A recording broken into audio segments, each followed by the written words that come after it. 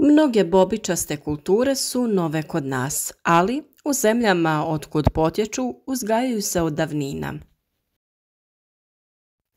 Tu je riječ i o voćnim vrstama koje su zaboravljene kod nas, poput borovnice i brusnice.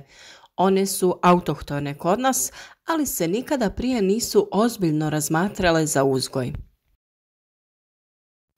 Selekcijom i križanjem razvijene su nove sorte većeg i kvalitetnijeg ploda. Brusnice i borovnice se odavno uzgajaju u Sjevernoj Americi.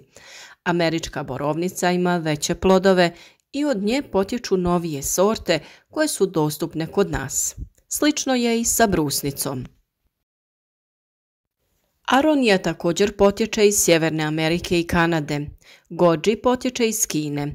S druge strane, u Europi su već dosta dugo popularne kupine i maline.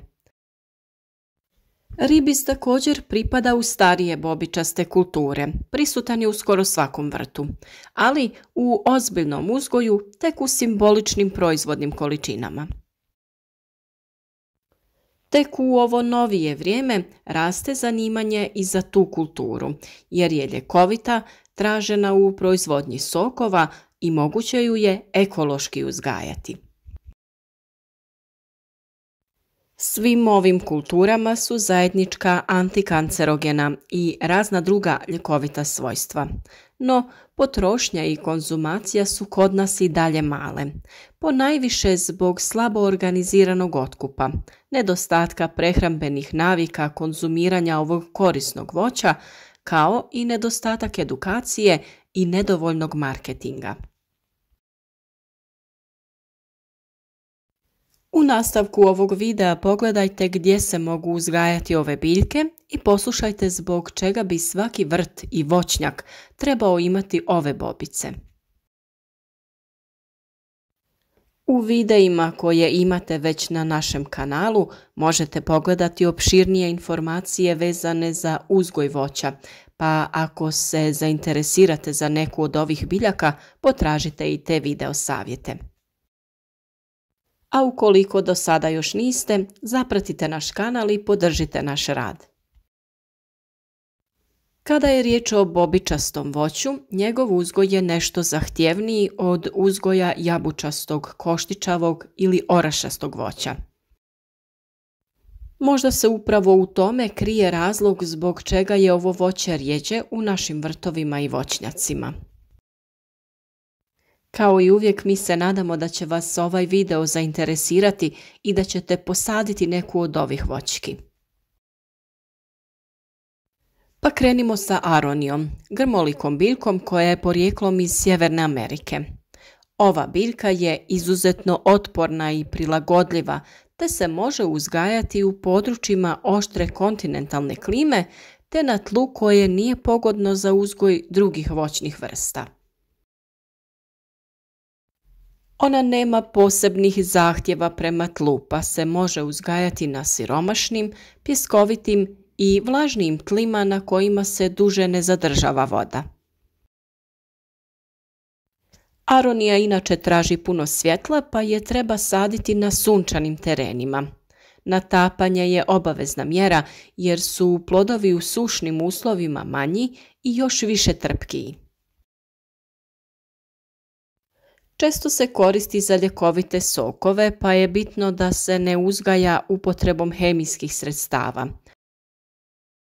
Zaštitu protiv bolesti i štetnika ne koristimo, ali treba pripaziti na ptice koje vole ove bobice.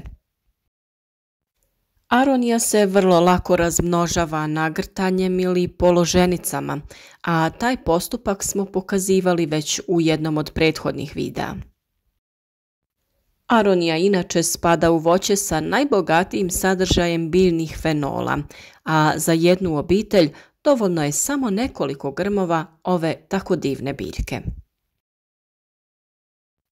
Borovnica je listopadni grm prosječne visine od 20 do 50 cm. Autohtono je raširena u borovim, smrekovim i bukovim šumama. Cvjeta je u 5. i 6. mjesecu, a sazrijeva tokom ljeta.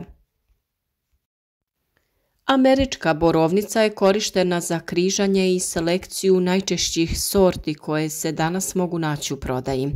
Nešto veća biljka te veći i kvalitetniji plodovi su osobine selekcioniranih sorti. Borovnice, kao i brusnice, imaju slična ljekovita svojstva i sličan način uzgoja. Borovnica zahtijeva kiselije tlo i prilagođen supstrat. Najbolje uspijeva na humusnim, prozračnim i izrazito kiselim tlima uz pH vrijednost između 3,5 do 5,5. Optimalno je 4,3 do 4,8. Plodovi slabo podnose transport, pa se preporučuje pakiranje svježih plodova u manja pakiranja. Prilikom uzgoja obavezno je i navodnjavanje kako bi plodovi bili kvalitetniji te da bi biljke dobro napredovale. A što se tiče berbe, borovnica se bere u nekoliko navrata, jer bobice ne sazrijevaju sve istodobno. Berba traje od 6 do 8 sedmica, što naravno ovisi o sorti i klimatskim uslovima. Osjetljivija je od aronije i brusnice, te treba uzeti u obzir moguću primjenu sredstava za zaštitu biljaka, ali uz dobre agrotehničke mjere primjena ovih sredstava može se izbjeći. Borovnica zahtijeva više ručnog rada oko rezidbe, ali taj posao nije težak. Kupina kao voćna kultura nije pretjerano zahtjevna i dobro uspijeva u umjerenom pojasu, na gotovo svakom zemljištu koje je pogodno za biljnu proizvodnju. Ipak za uzgoj kupina valja izbjegavati topla, pjeskovita tla, kao i ona hladna, teška i pretjerano vlažna tla. Odgovaraju joj topli i osunčani položaji. Najbolja područja za uzgoj kupine su blagobrdska područja. Manjak svjetlosti uslijed sjene ili pretežno oblačnog vremena nepovoljno se odražava na kvalitetu plodova kupine. Ona je relativno otporna na bolesti i štetnike i moguća je ekološka proizvodnja. Većina sorti kupine ne podnosi ekstremne vrućine i suha ljeta. Osjetljiva je i na niske zimske temperature i mrazeve. Kao i neke druge biljne kulture, i kupini je potreban naslon i navodnjavanje u sušnim godinama. Sama berba kupine traje oko mjesec dana, a naravno za veće plantaže potrebna je ipak znatna radna snaga. Plodovi su osjetljivi prema transportu i truljenju, pa zbog toga prije berbe treba imati dogovoren plasman ili skladištenje. Sa druge strane, malina punu rodnost doseže u 3. godini. Rodi jednom ili više puta u 1 godini, ovisno o sorti. Ona raste u obliku grma visine i do čak 3,5 metra. Za uzgoj maline najbolja su propusna, rastresita, slabo kisela tla sa pH vrijednosti oko 6 i da su bogata humusom iznad 3%. Za malinu je najbolja sjeverna ekspozicija jer je hladnija, vlažnija i sporo gubi vlagu. Najbolje joj odgovara nadmorska visina od 400 do 800 metara. Sve ono što smo spomenuli da vrijedi za kupinu, dobrim dijelom vrijedi i za malinu. Ipak postoje neke razlike. Malina kasnije cvjeta i često izbjegne mraz. Tolerantnija je na niske zimske temperature nego kupina što se tiče izboja. Zahtjeva navodnjavanje i osjetljiva je na bolesti, posebno na one bolesti ploda. Kod berbe plodove treba još opreznije brati nego plodove kupine, odnosno berači trebaju biti dobro educirani i spretni. Prilikom berbe kod većih nasada, naravno i u ovom slučaju potrebna je veća radna snaga. Što se tiče brusnice, ona je bila relativno nepoznata, ali posljednjih godina je postala zanimljiva zbog brojnih ljekovitih svojstava koja joj se pripisuju. Rijetko je koja biljka kao brusnica svojim plodovima potvrdila doprinos zdravlju. Nalazimo je uglavnom kao samoniklu u gorskim i planinskim područjima, na rubovima šuma, svjetlijim šumama, krčevinama i čistinama gdje imaju dovoljno svjetlosti za rast. Brusnica također traži izuzetno kiselo tlo, odnosno posebno kiseo i prilagođen supstrat. Česta greška je sadnja u golu zemlju ili sadnja sa krivim supstratom. Obavezno navodnjavanje kod brusnice je neophodno jer izrazito nepovoljno reagira na nedostatak vode. Ovo je jedna vrlo ljekovita biljka pa se uzgaja u ekološkim uslovima, a to je omogućeno jer ne zahtijeva zaštitu. Optimalne temperature za uzgoj su od 16 do 27 stepeni.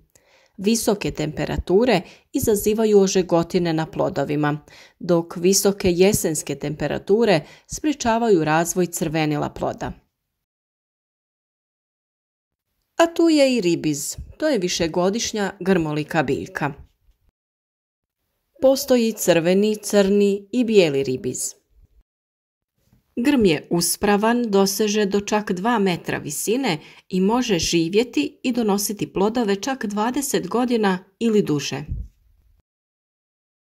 On razvija razmjerno jak korijenov sustav, ali plitko ispod površine. Plodovi dozrijevaju 70 do 100 dana nakon cvjetanja. Uzgojni sustav i tehnologija berbe razlikuju se kod crvenog i crnog ribiza. Razlika je u tome što se crveni ribiz često uzgaja za ručnu berbu, a crni često na način prilagođen mehaniziranoj berbi. Bez obzira na to, same biljke se uzgajaju na vrlo sličan način. On uspijeva u umjerenoj klimi na slabo kiselom, dubokom, srednje teškom tlu, koje je bogato organskim tvarima i dobro drenirano, ali ipak sposobno zadržati vlagu za prehranu ploda u ljetnim mjesecima.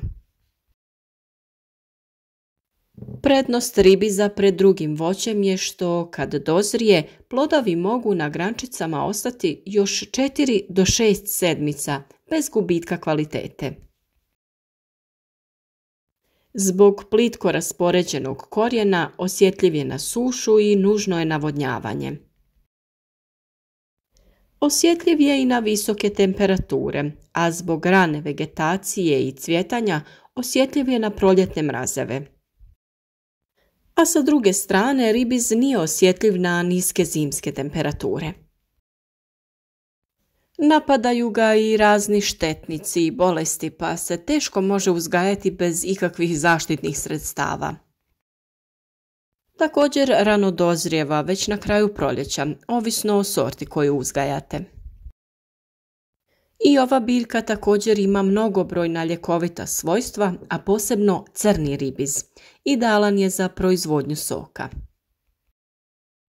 Bilo koje bobičasto voće je veoma zdravo i svakako preporučujemo da zasadite nekoliko grmova ovih biljaka. One često dostižu visoke cijene, pa ako se odlučite na plantažni uzgoj, nećete se ni tu pokajati.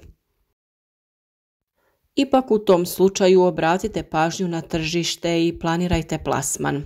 Ovo voće daje najveći profit prodajom u svježem stanju u manjim pakiranjima od 100 do 200 grama. Svakako u slučaju da zatrebate još informacija o uzgoju bobičastog voća, pišite nam u komentare. Tu smo da vam pomognemo oko uzgoja ovog voća. Podijelite naše videe na vašim društvenim mrežama kako bismo proširili krug ljudi koji će se baviti proizvodnjom voća i povrća. Nijedan od ovih poslova oko ovih biljaka nije posebno težak i lako se obavlja, a sve ove biljke će vas višestruko nagraditi. Ukoliko se odlučite da za sebe uzgajate bilo koje ovo voće ili povrće, zapratite naš kanal i pratite redovno savjete koje dajemo kako bi vaš vrt, povrtnjak ili voćnjak bili što uspješniji i davali što ljepše i bolje plodove.